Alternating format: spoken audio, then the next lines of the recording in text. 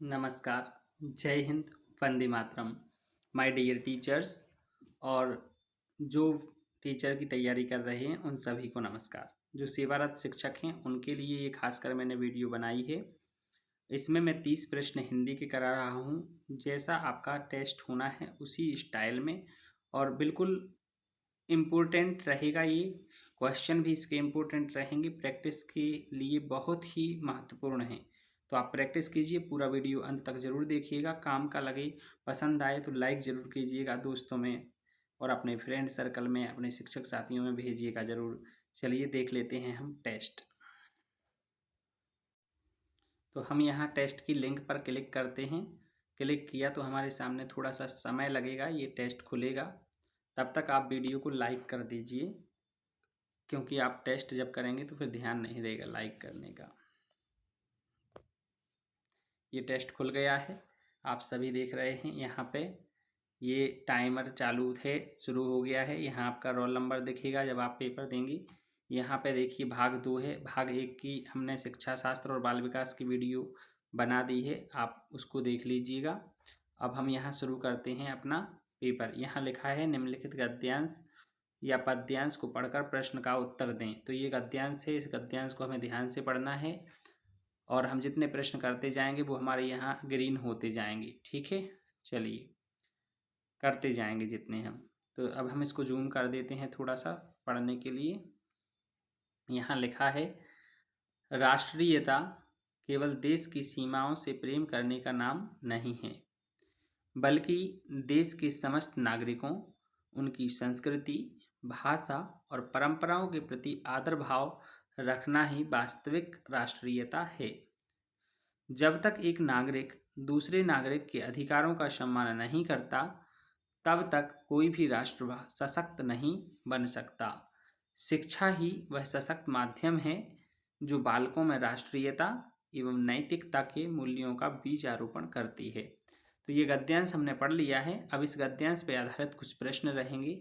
जैसा कि ये सामने एक प्रश्न दिख रहा है हमें, उपर्युक्त गद्यांश के अनुसार वास्तविक राष्ट्रीयता क्या है। तो यहाँ हम देखेंगे ऑप्शन है केवल देश की भौगोलिक सीमाओं से प्रेम करना, ये तो गलत हो जाएगा। अगला है देश के नागरिकों, संस्कृति और परंपराओं का आदर करना, ये बिल्कुल सही है। ठीक है, तो हम इस पर टिक कर देंगे। और सहेजें, ये जरूर याद रखना है हमें कंप्यूटर में। ठीक है, कि जो सहेजें वाला बटन हमें ज़रूर दबाना है, नहीं तो हमारा जो उत्तर है वो सेव नहीं होगा। ये सहेजें एवं अगला, या इंग्लिश में लिखा रहेगा सेव एंड नेक्स्ट, तो आपको इसको ज़रूर दबाना है, इस बटन को। ठीक है, तो इसको हम दबाएंगे तो हमारा अगला प्रश्न खुल जाएगा। अगला प्रश्न है गद्यांश में बालकों में राष्ट्रीयता और और नैतिक मूल्यों को विकसित करने का मुख्य माध्यम किसे माना गया है। तो यहाँ देखो, यहाँ स्पष्ट रूप से लिखा है, लास्ट का सेंटेंस है, शिक्षा ही वह सशक्त माध्यम है। तो यहाँ आंसर हो जाएगा शिक्षा को। ठीक है, सहेजें एवं अगला करेंगे। तो जो प्रश्न हम करते जा रहे हैं वो यहाँ ग्रीन होते जा रहे हैं। देखो 1 2, ये जो तीसरा अभी हमने शुरू किया है तो इसमें अभी रेड है, जैसे ही हम इसको कर देंगे तो ग्रीन हो जाएगा। प्रश्न है राष्ट्रीयता शब्द में कौन सा प्रत्यय प्रयुक्त हुआ है। तो राष्ट्रीयता में ता प्रत्यय हुआ है, तो यहाँ राष्ट्रीय धन ता। ठीक है, हम कर देंगे। अगला हम सहेजें करेंगे। अगला प्रश्न खुल जाएगा हमारे सामने, कवि देश के अमर सुपुत्रों से क्या करने का आह्वान कर रहा है। तो यहाँ हमें पहले, अब यहाँ पे हमारा बदल गया है, इसको हमें ये जो नया पद्यांश आ गया है इसको हमें पढ़ना पड़ेगा। इसको हम जूम कर लेते हैं और पढ़ते हैं। ठीक है, लिखा है उठो धरा के अमर सपूतों, पुनः नया निर्माण करो, जन जन के जीवन में फिर से नव स्फूर्ति नव प्राण भरो। नया प्रात है, नई बात है, नई किरण है ज्योति नई, नई उमंगे नई तरंगे, नई आस है सांस नई। वाह, कितनी अच्छी पंक्तियाँ लिखी हैं। चलिए अब हम देखते हैं कि कवि जो हैं वो अमर सुपुत्रों से क्या करने का आह्वान कर रहा है। ठीक है, तो नया निर्माण करने का आह्वान कर रहा है। यहाँ देखो लिखा है पुनः नया निर्माण करो, तो इसका उत्तर हो जाएगा देश का पुनः नया निर्माण करने की बात कर रहा है। अगला प्रश्न है, यहाँ हम देखेंगे उमंग शब्द का सही पर्यायवाची शब्द कौन सा है। तो यहाँ पे हम उत्तर देखेंगे, ऑप्शन में हमारे सामने है उमंग शब्द का सही पर्यायवाची जो है उल्लास उत्साह हो जाएगा। ठीक है, ऑप्शन में निराशा है, आलस्य, क्रोध है, ये नहीं है। अगला हम करेंगे, प्रश्न है हमारे साथ पवन शब्द का सही संधि विच्छेद क्या होगा। तो जो पवन शब्द है वो पू धन अन से बना है ना, पू धन अन, ये अयादि संधि है इसमें। चलिए अगला हम देखें यथाशक्ति शब्द में कौन सा समास है। तो जो यथाशक्ति है वो यथा और शक्ति दो शब्दों से बना है। यथा अव्यय है तो अव्ययी भाव समास इसमें हो जाएगा।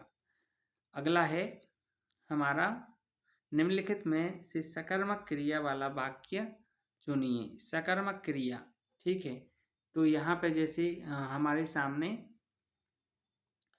सकर्मक क्रिया का वाक्य राम रात भर सोता रहा, पक्षी आकाश में उड़ते हैं, मोहन आम खाता है और बच्चा जोर से हंसा। तो जिसमें कर्म होता है, तो जैसे हम जो क्रिया है उससे क्या प्रश्न करें, क्या सोता, तो क्या सोता का उत्तर नहीं है, क्या उड़ा, ठीक है, ये क्या खाता, आम खाता, तो इसमें मोहन आम खाता है, यही उत्तर सही हो जाएगा। अगला हम देखें वर्णमाला में श श श ह किस प्रकार के व्यंजन हैं। तो हमें पूरी वर्णमाला के सभी व्यंजनों का याद रखना है। जो स्पर्श व्यंजन होते हैं वो का से लेके का वर्ग, चा वर्ग, टा वर्ग, ता वर्ग और पा वर्ग, पा फ भ भ मा, का से लेके माँ तक होते हैं। स्पर्श व्यंजन 25 होते हैं। तो इनको ऊष्म व्यंजन कहते हैं, संघर्षी व्यंजन। ठीक है, अगला हम देखेंगे, लिखा है कवि शब्द का स्त्रीलिंग रूप क्या होगा। ठीक है, क्या है प्रश्न, कवि शब्द का स्त्रीलिंग रूप क्या होगा। तो ऑप्शन है कवयित्री, कवियत्री, कवियत्री और कवियत्री। तो जो सही उत्तर है वो क्या हो जाएगा हमारे सामने, कवयित्री इसका उत्तर हो जाएगा। ठीक है, चलिए अगला हम प्रश्न करेंगे, देखेंगे जो सब कुछ जानता हो वाक्य के लिए एक उपयुक्त शब्द क्या है। जो सब कुछ जानता है उसको सर्वज्ञ कहते हैं।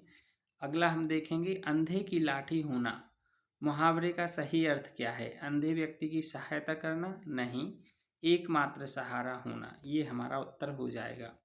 जैसे कि श्रवण कुमार अपने माता पिता के लिए अंधे की लाठी था। ठीक है, आगे हम देखें निम्नलिखित में से अनुराग शब्द का सही विलोम शब्द चुनिए। अनुराग का हमारा सही विलोम शब्द जो है वो हो जाएगा विराग। अगला हम देखें तालाब शब्द का पर्यायवाची शब्द निम्नलिखित में से कौन सा नहीं है। तो सरस, सरवर, तड़ाग, जलद। ठीक है, तो जो जलद है वो बादल का होता है पर्यायवाची, इसको हमने कर दिया। आगे हम देखें, यहाँ पे निम्नलिखित में से शुद्ध वर्तनी वाले शब्द का चयन करना है। तो उज्ज्वल, उज्ज्वल, उज्ज्वल, उज्ज्वल, तो हमारा जो सही ऑप्शन है वो बी ऑप्शन रहेगा। इसमें दोनों जा आधे होते हैं और छोटा ऊ होता है। आगे हम देखेंगे, प्रश्न है प्राथमिक स्तर पर भाषा शिक्षण का मुख्य उद्देश्य क्या होना चाहिए। देखो हम थोड़ा सा जूम इन कर रहे हैं, यहाँ हमारा समय चल रहा है, हमें समय देखते चलना है। ठीक है, समय चल रहा है, अभी हमारे 9 मिनट हो चुके हैं और हमने 15 प्रश्न कर लिए हैं।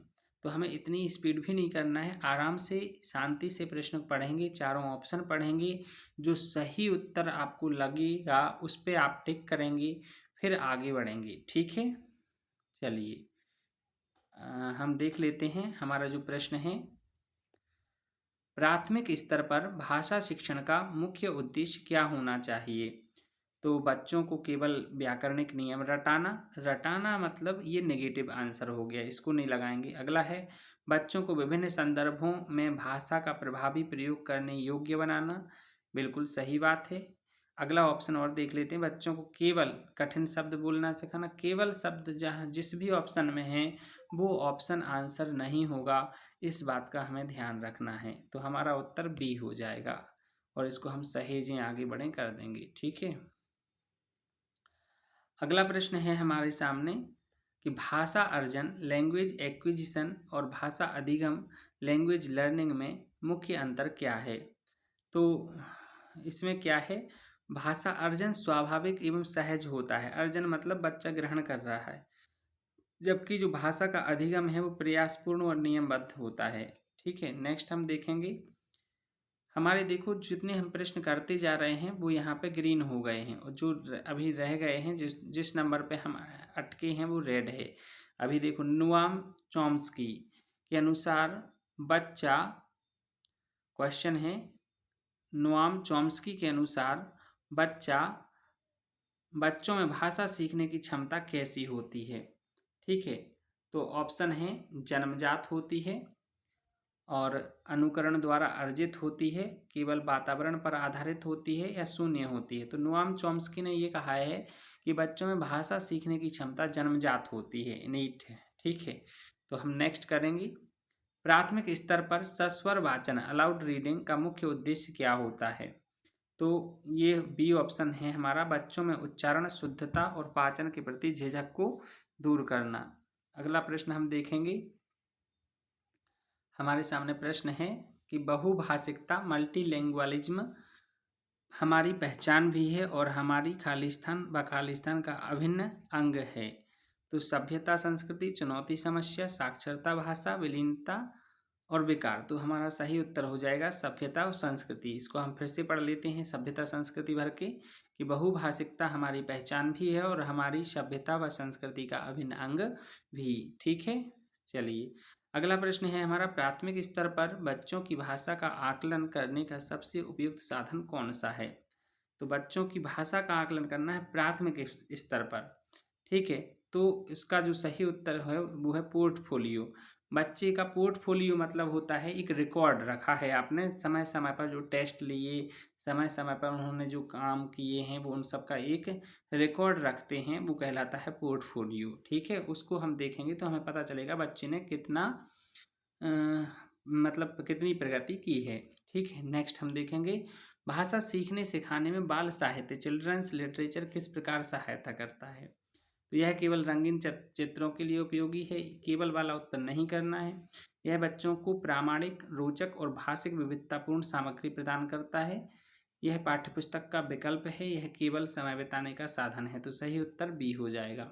अगला हम देखेंगे, प्राथमिक कक्षा में चित्र भाषा या चित्र पाठ पिक्चर रीडिंग का क्या महत्व है ना। तो पिक्चर रीडिंग का, बच्चे जो पिक्चर देखते हैं तो कल्पनाशीलता, अवलोकन क्षमता, अभिव्यक्ति का विकास करता है ये। ठीक है, नेक्स्ट हम देखेंगे कि व्याकरण शिक्षण की कौन सी विधि प्राथमिक स्तर पर सबसे उपयुक्त मानी जाती है। तो इसका जो सही उत्तर हो जाएगा वो हमारा कौन सा है, व्याकरण शिक्षण के लिए, है ना, कौन सी विधि प्राथमिक स्तर पर सर्वाधिक उपयुक्त मानी जाती है। तो ऑप्शन है हमारे सामने निगमन विधि, आगमन विधि और सूत्र विधि और पाठ्यपुस्तक विधि। तो सही उत्तर हो जाएगा आगमन विधि। अगला हम प्रश्न देख लेते हैं, एक समावेशी कक्षा में भाषा शिक्षक को किस बात पर विशेष बल देना चाहिए। तो इसमें सभी बच्चों से समान गृह कार्य की अपेक्षा करना नहीं। समावेशी में क्या है, विभिन्न प्रकार के बालक रहते हैं तो सभी को एक जैसा तो हम सभी से अपेक्षा नहीं कर सकते हैं। अगला है, विभिन्न प्रकार की दृश्य श्रव्य सामग्री का उपयोग करके विविध अधिगम आवश्यकताएं पूरी करना। ये उत्तर हमारा सही हो जाएगा, क्योंकि अगले ऑप्शन में केवल है और ये मानक भाषा पर बोलने पर भी बल नहीं देंगे हम। अगला है हमारा प्रश्न, भाषा कौशल के विकास का सही स्वाभाविक क्रम क्या है। तो LSRW है वो। ठीक है, ये आपको याद रखना, पहले बच्चा सुनता है, सुन करके बोलता है, फिर पढ़ना सीखता है, उसके बाद लिखना सीखता है। तो सुनना, बोलना, पढ़ना, लिखना ये सही क्रम है। अगला हम देखेंगे, भाषा की कक्षा में मुद्रित समृद्ध परिवेश प्रिंट रिच एनवायरनमेंट का क्या तात्पर्य है। ठीक है, ऑप्शन है हमारे सामने, कक्षा की दीवारों पर केवल पोस्टर चिपकाना। अगला है, कक्षा में बच्चों की रचनाएं, चार्ट, बाल साहित्य और पठन सामग्री को दृश्य रूप में प्रदर्शित करना। महंगी पुस्तकें उपलब्ध नहीं, ये उत्तर हो जाएगा बी वाला हमारा। ठीक है, बी उत्तर हमने कर दिया। अगला है हमारा, यदि कोई बच्चा कक्षा में अपनी क्षेत्रीय बोली मातृभाषा का प्रयोग करता है तो शिक्षक को क्या करना चाहिए? उसे रोकना नहीं चाहिए। ठीक है, तो ये ऑप्शन कट जाएगा। दूसरा, उसकी भाषा को स्वीकारते हुए उसे मानक भाषा सीखने में सहज प्रोत्साहन देना चाहिए। यही उत्तर हो जाएगा। अगला है 29 नंबर, निदानात्मक परीक्षण के बाद भाषा शिक्षण में क्या किया जाना अनिवार्य है? तो उपचारात्मक शिक्षण किया जाना अनिवार्य होता है। नेक्स्ट हम देखेंगे कि कविता शिक्षण का प्राथमिक स्तर पर मुख्य उद्देश्य क्या होता है? कविता का कठिन व्याकरण पढ़ाना, गलत है ये। आनंद, लय, ताल और भावानुभूति की अनुभूति कराना, यही सही हो जाएगा। ठीक है, चलिए अगला अब हम देखेंगे यहाँ पे। तो हमारे 30 प्रश्न हो गए हैं और हमारा टाइम पूरा का पूरा 15 मिनट बचा हुआ है, हम यहाँ देख पा रहे हैं। ठीक है, अब हम इसको जैसे ही सबमिट करेंगे तो ये टाइम ख़त्म होने से पहले सबमिट नहीं होता है, ये ऑटोमेटिक सबमिट हो जाएगा। ठीक है, अभी हम क्या कर सकते हैं, हमारे सामने समय बचा है तो हम इन प्रश्नों को देख लें, यहाँ पे पूरा देख लें कि सारे 30 के 30 ग्रीन हो गए, इसका मतलब हमने 30 के 30 कर लिए हैं, कोई छूटा नहीं है। ठीक है, क्योंकि जो प्रश्न छूट जाता वहाँ पे रेड हो जाता। यहाँ लिखा है देखो कि उत्तर नहीं दिया गया, जिनका उत्तर नहीं दिया गया वो 0 हैं। ऐसा कोई प्रश्न नहीं है जिनके अपन ने उत्तर नहीं दिए, सबके उत्तर दिए। 30 यहाँ 30 हैं, उत्तर दिया। ठीक है, अच्छा ये जो येलो कलर का है इसका क्या मतलब है? समीक्षा हेतु, जैसे आप इस पर क्लिक कर देंगे तो ये येलो वाला हो जाएगा। ठीक है, अब यहाँ पे एक लास्ट वाला येलो हो गया, इस पर हम क्लिक करेंगे तो ये खुल जाएगा और इसको हम फिर से सहेजें करना पड़ेगा, तो ये हमारा ग्रीन हो गया। ठीक है, मतलब आपने इसको देखने के लिए किया था। ठीक है, इस कौन सा करना आपने वो कर दिया, तो अभी ये हमारा समीक्षा हेतु हमने किया था, कोई दिक्कत नहीं। ये येलो रहे इसका मतलब भी हमने उसका आंसर किया है। ठीक है, अब ये अपने आप सबमिट हो जाएगा, अभी सबमिट करने से सबमिट नहीं हो रहा है। तो जैसे ही 13 मिनट ख़त्म होंगे ये, तब तक ये अपने आप सबमिट हो जाएगा। हम इसका सबमिशन का आपको 13 मिनट बाद बताते हैं, आपको 13 मिनट इंतज़ार नहीं करना है, मैं इस वीडियो को रोक देता हूँ और जैसे ही ये सबमिट हो जाएगा तो हम आपको उसका स्कोर दिखा देंगे। ठीक है, तो देखिए माय डियर शिक्षक साथी, यहाँ पर जो टाइम है वो घटता जा रहा है। 49, 48, 47 सेकंड बचे हैं और जैसे ही ये 00 टाइम होगा ये टेस्ट ऑटो सबमिट हो जाएगा और हमारा स्कोर हमें दिख जाएगा। ठीक है, ऐसे ही हमारा एग्ज़ाम में होता है, समय से पहले हम सबमिट करना चाहें तो नहीं होता है हमारा। अब हमें यहाँ देखना है तो हमें सबमिट करना नहीं है, ये भी ध्यान रखना है। समय से पहले जब हमारे पास समय है तो हम उसको चेक करते रहें। तो बस ये थोड़ा सा समय बचा है 20 सेकंड का, ये ख़त्म होते ही हमारा टेस्ट सबमिट हो जाएगा और हमारे अंक हमें दिख जाएंगे कितने सही हुए हैं हमारे। तो तब तक आप वीडियो को यदि लाइक नहीं किया है तो लाइक ज़रूर कर दीजिए, क्योंकि मुझे सिर्फ आपके लाइक्स करने से बहुत अच्छा लगता है कि हमारे वीडियो को आपने लाइक किया, आपको अच्छी लगी वीडियो और पसंद आए तो चैनल को सब्सक्राइब ज़रूर कर दीजिए। ये रहा आपका रिजल्ट, देखिए 30 में से 30 हमारे सही उत्तर हैं। ठीक है, बहुत अच्छा, आपने ये वीडियो अंत तक देखी, उसके लिए आपको ढेर सारा धन्यवाद। और इसकी टेस्ट आप यदि चाहते हैं कि आप भी ये टेस्ट दें, इसकी लिंक चाहते हैं तो इस वीडियो के कमेंट में और डिस्क्रिप्शन में हम इसकी लिंक दे देते हैं और एक व्हाट्सएप ग्रुप बनाया है हमने, उस व्हाट्सएप ग्रुप में भी शेयर कर देते हैं हम लिंक। लेकिन उस व्हाट्सएप ग्रुप में आप नहीं हैं यदि, तो उसमें जुड़ने के लिए मैंने कमेंट में व्हाट्सएप ग्रुप की भी लिंक दे रखी है, तो उस ग्रुप में आप जुड़ जाइए। चलिए मिलते हैं अगले वीडियो में अगले टेस्ट के साथ अंग्रेजी विषय की, तब तक के लिए जय हिंद, वंदे मातरम।